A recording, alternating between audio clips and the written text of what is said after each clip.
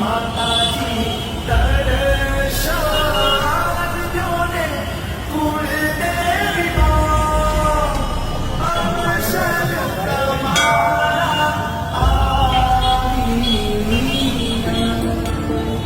ખોડિયાર માત કેરા પરજા પાર છે, ચારણ કુળમાં ગંગાનો અવતાર છે. ગળઘરો માટે નેતા